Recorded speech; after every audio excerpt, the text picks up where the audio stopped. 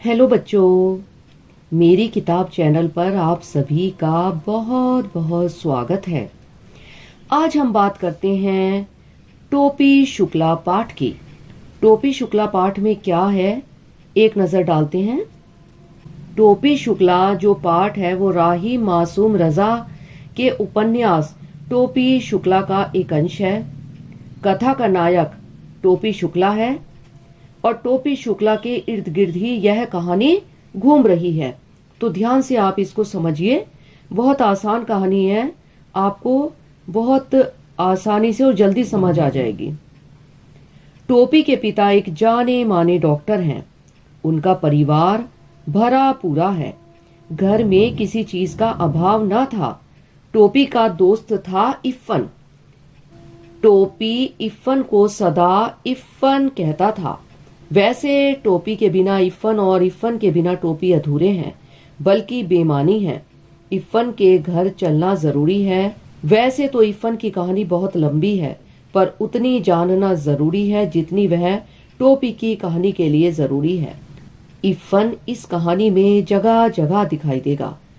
दोनों को दो तरह की घरेलू परंपराएं मिली, फिर भी इफ्फन टोपी की कहानी का अटूट हिस्सा है। हिंदू मुस्लिम भाई भाई की बात करना कोई जरूरी नहीं है। हमें कोई चुनाव तो लड़ना नहीं है। बच्चों, इस कहानी में दो चरित्र हैं। चरित्र मतलब कैरेक्टर। एक बलभद्र नारायण शुक्ला, इन्हें टोपी कहा जाता है, और दूसरे हैं सैयद जरगाम मुर्तुजा, इन्हें इफ्फन कहा जाता है। इफ्फन के पिता सैयद मुर्तुजा हुसैन भी हिंदुओं का छुआ नहीं खाते थे, परंतु वे जब मरे तो उन्होंने यह वसीयत नहीं की थी कि उनकी लाश करबला ले जाई जाए। वह एक हिंदुस्तानी कब्रिस्तान में दफन किए गए। इफ्फन की परदादी भी हिंदुओं का छुआ नहीं खाती थी। वे बड़ी नमाजी बीबी थी, पर जब उनके इकलौते बेटे को चेचक निकली तो वे चरपाई के पास एक टांग से खड़ी होकर बोली, माता मोरे बच्चे को माफ कर दियो। वे पूरब की रहने वाली थी और 9-10 बरस की आयु में बिहा कर लखनऊ आई। जब तक जिंदा रही पूर्वी बोलती रही। इफ्फन की छठी और मुसलमानी पर उन्होंने जी खोलकर जश्न मनाया। इफ्फन की दादी किसी मौलवी की बेटी नहीं थी, बल्कि एक जमींदार की बेटी थी। वहां से दूध घी खाती हुई आई थी, पर लखनऊ में वे दही के लिए भी तरस गई थी। लखनऊ आते ही उन्हें मौलविन बन जाना पड़ा था। उनके पति हर वक्त मौलवी ही बने रहते थे। जब वे मरी तो उन्हें बनारस के फातमैन में दफन किया गया, क्योंकि मुर्तुजा हुसैन की पोस्टिंग उन दिनों वहीं थी। तब इफ्फन चौथी कक्षा में पढ़ता था और टोपी से उसकी मुलाकात हो चुकी थी। इफ्फन को अपनी दादी से बड़ा प्यार था। वह रात को तरह तरह की कहानियां सुनाया करती थी। उसे दादी की भाषा बड़ी अच्छी लगती थी, जैसे ताऊ बादशाह काकी हिसकी तुरंते एक ठो हिरन मार लियावा। यही बोली टोपी के दिल में उतर गई थी। इफ्फन की दादी उसे अपनी माँ की पार्टी की दिखाई दी। अपनी दादी से उसे नफरत थी, जाने वह कौन सी भाषा बोलती थी। टोपी जब भी इफ्फन के घर जाता उसकी दादी के पास ही बैठने की कोशिश करता था। एक दिन गजब हो गया। डॉक्टर भृगु नारायण शुक्ला के घर में भी 20वीं सदी प्रवेश कर चुकी थी। खाना मेज कुर्सी पर होता था। एक दिन बैंगन का भरता बना। टोपी को यह अच्छा लगा। वह बोला, अम्मी जरा बैंगन का भुर्ता। अम्मी शब्द सुनकर सबके हाथ रुक गए। सुभद्रा देवी ने सवाल किया, तुमने यह अम्मी शब्द कहाँ से सीखा? टोपी ने उत्तर दिया, ई हम इफ्फन से सीखा है। राम दुलारी खाना परोस रही थी। बोली, तय कौनो मियाँ के लइका से दोस्ती कर लिया ले बाई कारे। इस पर सुभद्रा देवी चिढ़ गई। बहू, तुमसे कितनी बार कहूं कि मेरे सामने गंवारों की यह जुबान न बोला करो। अब लड़ाई का मोर्चा बदल गया।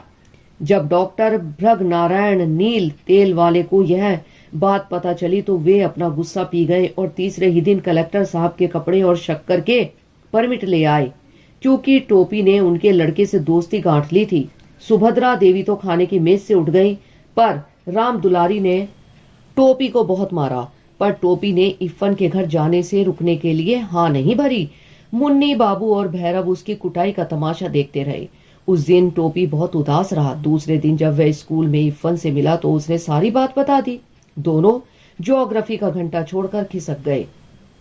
पंचम की दुकान से इफ़न ने केले खरीदे। टोपी केवल फल खाता था। टोपी का कहना था कि हम अपनी दादी आपस में बदल लें, पर यह बात इफ़न को संभव नहीं लगती थी। तभी नौकर ने आकर सूचना दी कि इफ़न की दादी मर गई। शाम को जब टोपी इफ़न के घर आया तो वहां सन्नाटा पसरा पड़ा था। एक दादी के न होने से टोपी के लिए घर खाली हो चुका था। टोपी ने इफ़न से कहा कि यदि तेरी दादी की जगह मेरी दादी मर गई होती तो अच्छा होता। टोपी ने 10 अक्टूबर 1945 को कसम खाई कि वह ऐसे किसी लड़के से दोस्ती नहीं करेगा जिसके बाप की बदली होती रहती है, यानी कि ट्रांसफर होता रहता है। इसी तारीख को इफ़न के पिता का ट्रांसफर मुरादाबाद हो गया था। अब टोपी अकेला रह गया था। नए आए दूसरे कलेक्टर ठाकुर हर नाम सिंह के 3 लड़कों में से उसका कोई दोस्त नहीं बन पाया था। डब्बू बहुत छोटा था, नीलू बहुत बड़ा था, गुड्डू केवल अंग्रेजी बोलता था। उनमें से किसी ने टोपी को मुंह नहीं लगाया। माली और चपरासी टोपी को पहचानते थे, अतः वह बंगले में चला गया। वे तीनों क्रिकेट खेल रहे थे। उनके साथ टोपी की कहासुनी हो गई क्योंकि नीलू गलत बोल रहा था। डब्बू ने अल्सेशियन को शुष्कार दिया। टोपी के पेट में 7 सुइयां भूकी तो टोपी के होश ठिकाने आ गए। फिर कभी उसने कलेक्टर के बंगले का रुख नहीं किया। घर की बूढ़ी नौकरानी सीता उसका दर्द समझती थी। एक बार की बात है, जाड़ों के दिन थे। मुन्नी बाबू के लिए कोट का नया कपड़ा आया था। भैरव के लिए भी नया कोट बना था। टोपी को मुन्नी बाबू का कोट मिला। कोट बिल्कुल नया था, पर था तो उतरन। टोपी ने वह कोट उसी समय नौकरानी केतकी के बेटे को दे दिया। वह खुश हो गया। टोपी को जाड़ा खाने के लिए कहा गया। वह दादी से भी अकड़ गया तो दादी ने आसमान सिर पर उठा लिया। राम दुलारी ने उसे पीटना शुरू कर दिया। वह 10वें दर्जे में पहुंच गया था। अब 2 साल तो फेल हुआ था। पीछे वाले के साथ एक ही दर्जे में बैठना कोई आसान काम ना था। अपने भरे पूरे घर की तरह वह अपने स्कूल में भी अकेला हो गया था।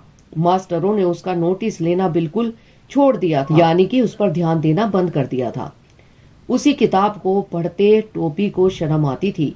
अब्दुल वहीद ने उसको ऐसा तीर मारा कि टोपी बिलबिला उठा। अब टोपी ने पास होने की कसम खाई। इसी बीच चुनाव आ गए।